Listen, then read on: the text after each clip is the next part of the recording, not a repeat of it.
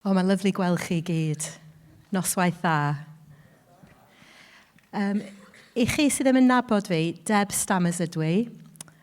Jyst cyflwyno fy hun chydig bach. Dwi'n byw yn Ynys Môn. Yes! Yn Caergybi. Ac dwi'n gweinidog yna gyda'r bydyddwyr. Dwi'n dod o Loegr yn yr eiddiol, canolbarth Loegr, ond dwi'n byw yn Gogledd Cymru rwan ers dros 20 mlynedd. Never look back. Ac hapus iawn i fod yma. Rhan o teulu Llanw ers sawl blynedd rwan. Hapus iawn i fod yma. Mae'n fraint i fod gyda chi heno.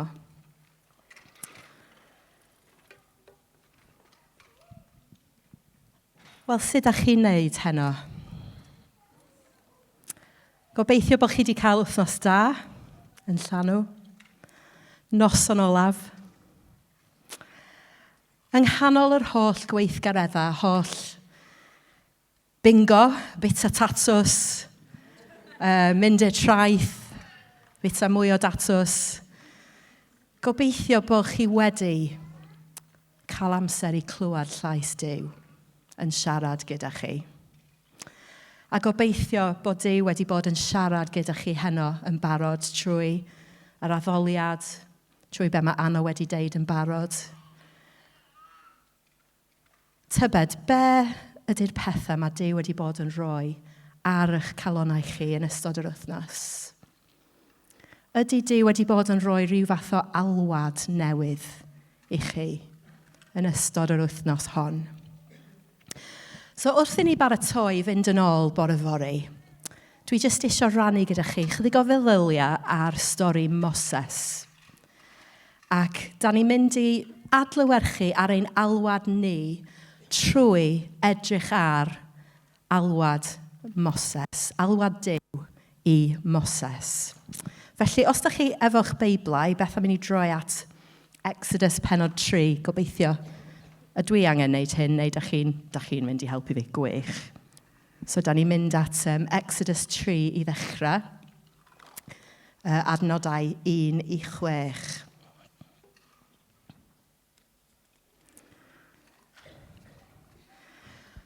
Roedd Moses yn gofalu am ddefaid a geifr ei dad yng nghyfraith Jethro, o ffeiriad Midian.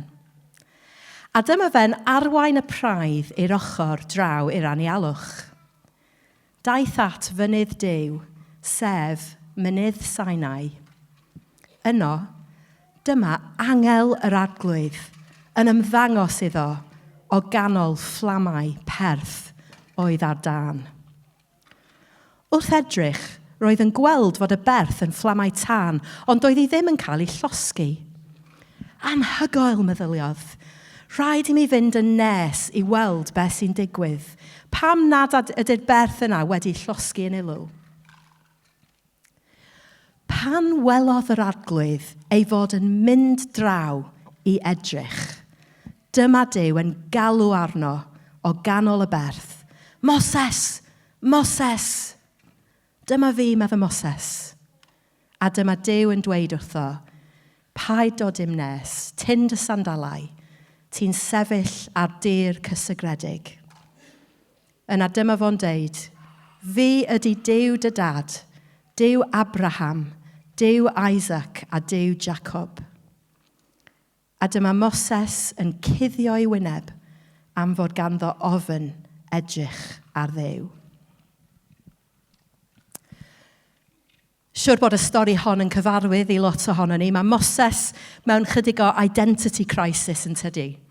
Wedi tyfu fyny yn yr Aifft, ymhalas y frenin, fod o'n un o'r pobl Israel. A wedi gweld ei bobl yn cael ei othrymu, yn gorfod gweithio fel caethweision yn yr Aifft. Ac yn y diwedd wrth gwrs, nath Moses mynd mor flin, nath o ladd un o'r eiffdwyr oedd yn curo Hebrewr. Ac mae Moses erbyn pwynt yma yn y stori wedi ffoi o'r Aifft ac wedi sefydlu bywyd newydd yn bell i ffwrdd y Midian allan yn yr anialwch fel bugail. Felly mae Moses ar y pwynt yma yn y stori yn cuddio. Mae'n cuddio. ond ni all Moses guddio rhag Duw. A mae Duw yn gweld Moses ac yn adnabod Moses a phwy ydi o a beth yw potensial Moses. Ac wrth gwrs, da ni'n gweld Duw yn gwneud rhywbeth anhygoel, fel mae'n deud, mwyn denu sylw Moses.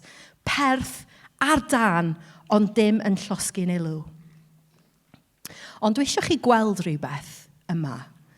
Dydy Duw ddim yn siarad yn syth efo Moses. Tydy o ddim yn galw enw Moses yn syth. Mae'n aros tan bod Moses yn mynd draw i edrych. Mae'n dweud yn llythyrennol, mae'n troi o'r neilltu. He turns aside to look. Pan welodd yr arglwydd i fod yn mynd draw i edrych, dyma Duw yn galw arno o ganol y berth. So peth cyntaf dwi eisiau deud heno, really ydy.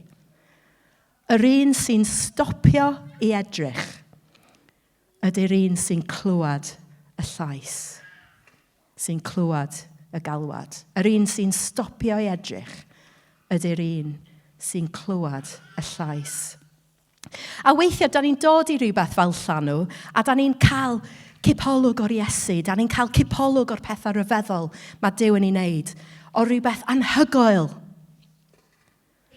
Ond wedyn, da ni jyst yn mynd adra, da ni jyst yn cario ymlaen. Da ni'n cario ymlaen gyda'n bywydau, a da ni ddim yn troi o'r neilltu, da ni ddim yn mynd i edrych.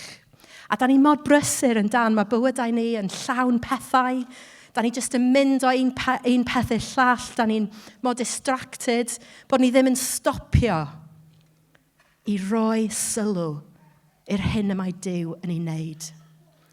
A mae angen stopio a roi sylw. Faint o burning bushes yda ni jyst yn redeg heibio nhw bob dydd heb stopio i roi sylw i alwad Duw. Felly dyna chydig o be da ni, mae fi ac Anna yn trio gwneud gyda chi heno, jyst rhoi lle i chi roi sylw i be mae Duw wedi bod yn deud a wedi bod yn wneud yn eich bywydau chi yn ystod yr wythnos hon. A dwi yn credu bod Duw wedi bod yn rhoi galwad newydd i lawer ohono ni wstos yma. Ella galwad i weddio, dyfalbarhau weddio dros Cymru. Gweddio dros y pobl mae Duw wedi rhoi ar ein calonnau ni. Ella galwad newydd i mynd allan i mewn i'n cymunedau. Neu rannu'r efengyl gyda'n ffrindiau. Neu mynd yn mwy involved efo'r eglwys lleol fel oeddwn ni'n meddwl amdano fo neithiwr. Galwad newydd. Ond mae o isio ni geisio fo. Troi o'r neilltu. Rhoi sylw at y perth sydd ar dan. Peidio rithro'n ôl i fywyd normal, hectic, heb clywed ac ymateb i lais Duw. So, just eisiau deud wrth chi, peidiwch a gadael llanw, heb gwneud dy fusnes efo Duw. A hefyd, unwaith bod chi'n cyrraedd adra, efallai bod chi angen rhoi amser i Dduw, jyst i weddio, i brosesu, sgwennu pethau i lawr, mynd ar encil, mynd i Fald y Brenin, efallai. Meddwl am be mae Duw wedi bod yn deud i chi. Stopiwch. Rowch sylw. So beth sy'n digwydd nesaf yn y stori? Wel, mae'n siŵr bod chi'n gwybod. Mae Duw, wrth gwrs, mae Duw wedi clywed cry y Hebreaid yn eu caethweisiaeth. Ac mae'n mynd i'w hachub nhw trwy arweiniad Moses. Felly mae'n galw Moses i fynd yn ôl i'r Aifft i siarad gyda'r Pharo. Felly, da ni'n parhau ddarllen rwan yn adnod 10 o Exodus 3.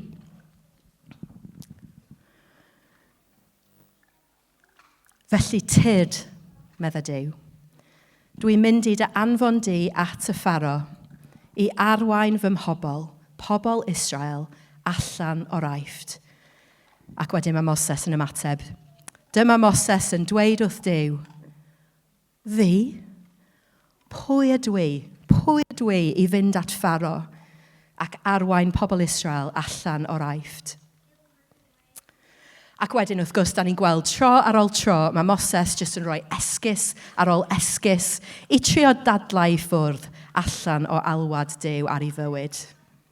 Tybed os da ni'n trio dadlau'n ffwrdd allan o alwad Duw weithiau. Ond mae excuses Moses yn dechrau efo, pwy ydw i? Pwy ydw i? Fel o'n i'n deud, oedd Moses yn canol dipyn o crisis hunaniaeth, identity crisis. Doedd o ddim yn gwybod pwy oedd o mewn gwirionedd. Oedd o wedi tyfu fyny rhwng dau fyd gwahanol mewn ffordd yn yr Aifft. Dau deulu gwahanol. Ac hefyd oedd o wedi methu, big time.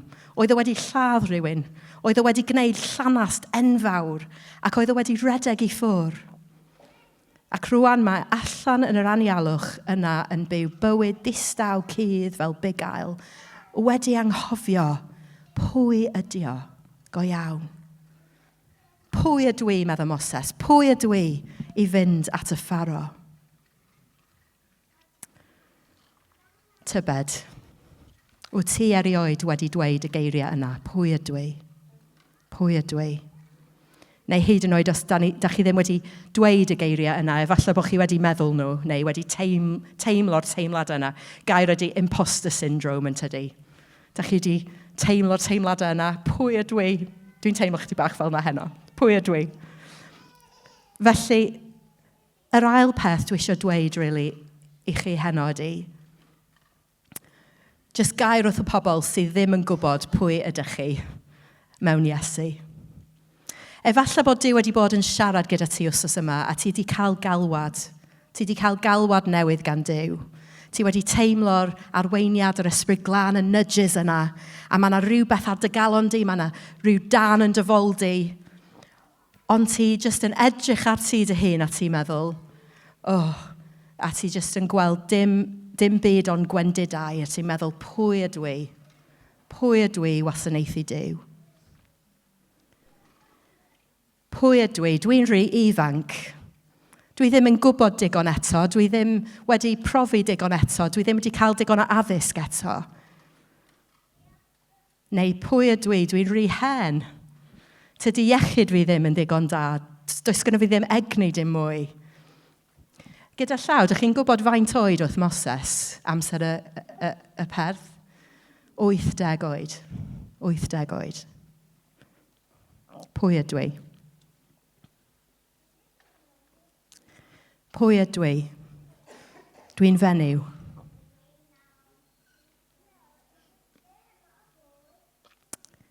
Pwy ydw i? Dwi ddim yn nabod neb. Dwi ddim yn rhan o'r in-crowd. Tydi fy ngwyneb fi ddim yn ffitio. Pwy ydw i? Dwi wedi gwneud llanast yn y goffennol. Dwi wedi cael trauma. Pwy ydw i? Tydi Cymraeg fi ddim yn digon da. Jyst gair sydyn ar hynny, dwi wedi clywed, wrth gwrs, dysgwyr yn deud hynny. Ond hefyd dwi'n clywed lot o Gymru Cymraeg yn deud hynny hefyd. Dim isio gweddio allan, dim isio cyfrannu oherwydd. Maen nhw'n meddwl tydi safon eu iaith nhw ddim yn dda. Ond mae hynna'n drist. Mae'n drist. Tydi ddim yn wir, nac ti? Tydi ddim yn wir. O le mae'r teimlad wedi dod bod ni ddim yn ddigon da? O le mae'r teimlad yna wedi dod? Oherwydd os mae Duw yn ein galw ni, dim ots os da ni ddim yn ddigon da. Dim ots. Tydi o ddim yn ymwneud â'n galluoedd ni. Mae Duw yn defnyddio ein galluoedd ni, ond dim ots, really, os da ni ddim yn ddigon da. Be mae Duw yn deud wrth Paul yn 2 Corinthiaid, mae fy heilion i'n hen digon i ti. Mae fy nerth i'n gweithio ora mewn gwendid. So o le mae'r teimlad yna'n dod? Dwi ddim yn digon da. Wel, mae'n dod o'r gelyn yn tydi. Mae'r gelyn isio ni peidio gwrando i lais Duw, peidio ymateb i alwad Duw. A mae'n celwydd. A dwi'n credu bod Duw eisiau codi ein hyder heddiw ac yn ein atgoffa ni o bwy yda ni ynddo fo. Mae pob un ohono ni wedi cael ein creu ar ddelw Duw, a da ni'n cwbl werthfawr. Da ni wedi ein caru'n llwyr yn ei ologef. Dyna pwy yda ni. Yn Salm 8 mae'n deud mae o wedi ein gwneud ni ond ychydig is na'r angylion, ac wedi ein coroni ag ysblander a mawredd. Dyna be mae'r gair yn deud amdano ni. Dyna pwy yda ni. Ac os da ni wedi trystio yn Iesu, da ni'n blant Duw. Cawson ni'n dewis cyn i'r byd cael ei greu. Ac hefyd, mae Duw wedi rhoi awdurdod i ni gyda Iesu, yn Iesu. Mae Effesiaid yn deud, cododd Duw ni yn ôl yn fyw gyda'r Meseia Iesu a'n gosod i dernasu gydag yn y byd nefol. I dernasu gydag yn y byd nefol. Da ni wedi ein huno gydag A mae Iesu yn deud wrth y disgyblion yn Lug 10 hefyd, yn tydi? Mae Iesu yn deud, dwi wedi rhoi'r awdurdod i chi dros holl nerth y gelyn. Gallwch sathru ar nadroedd a sgorpionau, a fydd dim byd yn gwneud niwed i chi. Mae gynnwch chi awdurdod yn y nefoedd, awdurdod dros holl nerth y gelyn. Ydych chi'n gwybod hynny? Mae gynnwch chi awdurdod. Dyna pwy yda ni. Dyna pwy yda ni. Dyna pwy yda ni yn y Meseia Iesu. So, imposter syndrome ydy celwydd y gelyn. Yn Iesu, ti yn ddigon da. Dwi eisiau deud hynny wrthych chi heno. Ti yn ddigon da. Os mae Duw yn dy alw di, mae Duw yn medru cymryd hyd yn oed ein gwendid, hyd yn oed ein brokenness ni, efallai yn enwedig ein gwendid ni, yn enwedig ein brokenness ni. Ac yn medru ei defnyddio fo i roi gogoniant i'w enw ef.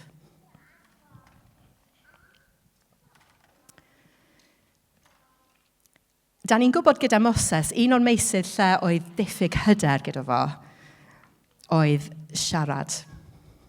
So os da ni'n mynd i darllen dan arall, so os da ni'n dilyn y dawn i lawr i Exodus 4, adnod 10, so yn y pennod nesaf mae Moses dal yn dadla efo Duw. Ac yn adnod 10, mae'n deud hyn. So wedyn, dyma Moses yn dweud wrth yr arglwydd, Please, meistr, dwi ddim yn siarad o da iawn. Dwi erioed wedi bod, a fyddai byth chwaith. Mae gen i atal dweud, a dwi'n ei chael i'n anodd i siarad. Ond dyma'r arglwydd yn ei ateb. Pwy roddodd geg i ddyn yn y lle cyntaf?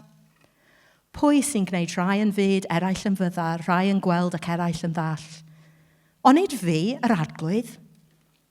Felly dos, byddai un dy helpu di i siarad, ac yn dy ddysgu di beth i'w ddweud. Ond medda Moses, please, meistr, anfon rhywun arall. So dwi eisoes wedi dweud pa mor drist dwi'n teimlo pan nad yw pobl yn cyfrannu neu gweddio allan oherwydd bod nhw ddim yn meddwl bod safon eu iaith yn ddigon da. Ond dwi jyst eisiau deud rhywbeth bach mwy eang heno hefyd am hyn. A gobeithio newch chi dderbyn hyn in the spirit with which it's intended. So dwi jyst eisiau siarad efo chi rwan fel Saesnes, fel rhywun sy'n dod o Loegr. Fel o'n i'n deud, nes I tyfu fyny yn Lloegr. I am English. Jyst eisiau deud wrthych chi fel Cymru Cymraeg. Mae Duw wedi rhoi llais mor hyfryd I chi. Llais unigryw, llais arbennig. A dwi wedi cael y fraint o clywed y llais yna, jyst cael dod I nabod chi, dod I nabod y Cymru Cymraeg. A dwi'n gwybod bod yn y gorffennol, mae pobl o Loegr wedi ceisio'ch tawelu chi, bod ni wedi bychanu'ch llais, dal yn ei wneud weithiau, bod ni ddim wedi bod yn gwrando ar y llais yna, ac oedd hynna'n hollol drwg, oedd yn hollol yn erbyn ewyllys Duw, dwi'n credu. Ond heddiw dwi jyst eisiau dod in the opposite spirit. A fel Saesnes, dwi jyst eisiau deud i chi fel pobl Duw ymhlith y Cymru Cymraeg. Mae Duw eisiau chi codwch llais chi. Codwch eich llais chi. Canwch eich can chi. Codwch eich llais, canwch eich can. A tydi Duw ddim just eisiau'r usual suspects i wneud hyn chwaith. Y gweinidogion, y pobl parchus, y pobl sydd yn dda mewn eisteddfodau, pobl fel yna. Mae'n galw i bobl i gyd ymhlith y Cymru Cymraeg i godi'ch llais. Pobl Duw yn ei holl amrywiaeth, pob oedran, pob enwad, pob cefndir. Mae Duw eisiau clywed dy lais di. A hefyd mae pobl sydd ddim yn nabod Iesu eto ymhlith y Cymru Cymraeg angen clywed eich lleisiau chi, clywed dy lais di. Oeddwn ni'n clywed bore yma gan Rhys. Just angen pobl i siarad geiriau obaith i mewn i'r byd yma ar hyn o bryd. Byd mor ansicr, byd llawn pryder a gofyn. Mae dy lais di pwy bynnag wyt ti yn bwysig. Does dim rhaid bod ofyn. A mae Duw yn deud wrth chi be mae'n deud wrth Moses. Dos. Bydda un dy helpu di i siarad ac yn dy ddysgu di beth i'w ddweud. A dwi jyst eisiau rannu efo chi jyst un adnod o hanner adnod hyd yn oed o caniad Solomon, a mae hyn jyst yn gair i chi heno. Gad i mi dy weld a chlywed dy lais. Mae sŵn dy lais mor swynol ath olwg mor ddeniadol. Gad i mi dy weld a chlywed dy lais. Mae sŵn dy lais mor swynol ath olwg mor ddeniadol. Felly,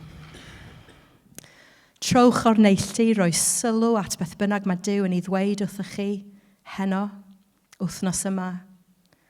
Yr un sy'n stopio i edrych ydy'r un sy'n clywed y llais, clywed yr alwad. A wedyn, nawn ni just deud na wrth yr imposter syndrome yna, y pwy ydw i yna. Gwybod pwy ydw ni yn y Meseia Iesu. Ac yn olaf, yng nghanol bob dim, mae Duw yn addo i fod gyda Moses yn tydi. So da ni jyst yn mynd yn ôl i Exodus 3, adnod 12. Bydda i gyda ti, dwi'n addo, medda Duw. Bydda i gyda ti, dwi'n addo, medda Duw. Ac mae Duw yn addo'r un peth i ni. Os mae o wedi ein galw ni, mae'n deud, bydda i gyda ti. Ac i rai ohonoch chi sy'n nabod y stori, fyddwch yn gwybod doedd pethau ddim yn hawdd i Moses o gwbl. Oedd na eiliadau o lawenydd, gwirthiau, buddugoliaeth. Oedd y rhan fwyaf o daith Moses yn galed iawn, iawn, iawn. Pobl yn cwyno, gwrthwynebiad, cyfrifoldebau yn drwm iawn, iawn ar ei ysgwyddau. Fy profi newyn, sychder, gelynion yn ymosod arno fo. Taith hir iawn trwy'r anialwch. Ac wrth gwrs yn y diwedd, nath o ddim hyd yn oed mynd i mewn i'r gwlad yr addewid na fo. A siwr bod na nifer ohonoch chi yma heno sydd wedi cael galwad gan Duw yn y goffennol ac wedi ymateb i'r alwad ac mae wedi costio.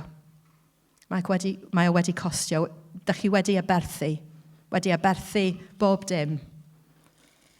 Amser, arian, cartref, gyrfa da, efallai statws, enw da, ymhlith eich ffrindiau.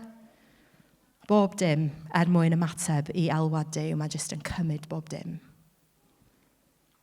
Ac i rei ohono ni, mae'n gallu bod yn anodd. Ac efallai bod rei ohono ni heno just wedi cyrraedd pwynt lle da ni'n cwestiynu, neu meddwl am roi gorau, neu just wedi blino'n llwyr. Dydy Duw ddim yn addo amser hawdd i ni fel Cristnogion. Ac actually, mae dilyn Iesu yn galwad i godi ein croes yn tydi. A mae llwybr yn hir. Ac dwi'n gwybod fori mae rhai ohonoch chi yn mynd yn ôl i sefyllfaoedd eitha ansicr, a da chi ddim yn siŵr am y dyfodol. Ond, mae gynnon ni addewid. Mae gynnon ni addewid gan Duw. Mae Duw yn addo i ni fel nath o addo i Moses. Bydda i gyda ti. Bydda i gyda ti. Mae'n addo i bresenoldeb. I bresenoldeb. Ac wrth gwrs, mae Iesu yn deud yr un peth, yn tydi? Mae Iesu yn deud yr un peth. Diwedd Efengyl Matthew 28. Gallwch chi fod yn siŵr y bydda i gyda chi bob amser nes bydd diwedd y byd wedi dod. Ac efallai bod yna rai yma heno sydd jyst angen derbyn y gwirionedd yna eto, derbyn y clywed hynny eto, a profi presenoldeb Iesu eto. Fel o'n i'n deud, dwi'n gweithio yn Ynys Môn, hanner amser dwi'n arwain capel, hanner amser dwi'n gwneud gwaith cenhadol mewn cymunedau Cymreig gwledig yna. Ac a deud y gwir, mae'n gallu teimlo anodd weithiau, ac mae llais y gelyn yn sibrwd weithiau. Ti ar ben dy hun. Ti ar ben dy hun. Ti'n wan. Ti ddim yn llwyddo. Beth ydy'r pwynt? Ti ddim yn ffrwythlon. A weithiau mae'n tynnu fi lawr. A dwi'n dechrau meddwl, ydy Duw wir yn dda? Ydy o'n gofalu amdana i? Ond y gwir ydy, yng nghanol bob dim, dwi byth ar ben fy hun. Dwi byth ar ben fy hun. Da ni byth ar ben ein hunan. Mae Iesu wedi addo i sticio efo ni nes bydd diwedd y byd wedi dod. A mwy na hynny, mae o wedi anfon ei ysbryd glaw, meddwl am y glaw, ysbryd glân i fyw ynddo ni. Presenoldeb Duw yn byw ynddo ni. A mae Iesu yn gwybod sut mae o i ddioddau. Mae o wedi dioddau drosom ni. A pan da ni'n dioddau oherwydd y galwad mae Duw wedi rhoi i ni, da ni'n rannu yn cariad Iesu, da ni'n profi ei gariad mewn ffordd newydd. A mae Iesu yn dioddau wedyn gyda ni yng nghanol bob dim. Mae o'n sticio gyda ni. Mae o yng nghanol y llanast ac yng nghanol bob dim gyda ni. Mae Iesu gyda ni. A mae'n rhoi i ni ei presenoldeb. Does na'm byd gwell yn y byd na bresenoldeb Iesu nag oes. Does na'm byd gwell. Os da chi ddim wedi profi presenoldeb Iesu, os da chi ddim yn gwybod, os da chi ddim yn nabod Iesu, os da chi ddim wedi cwrdd â Iesu go iawn, ella heno ydy'r noson i chi. Does na'm byd gwell. Cos hyd yn oed yng nghanol bob dim, mae bywyd yn taflu arno ni. Mae gynnon ni presenoldeb Iesu. Mae gynnon ni'r ysbryd glân. Dim byd arall sydd angen.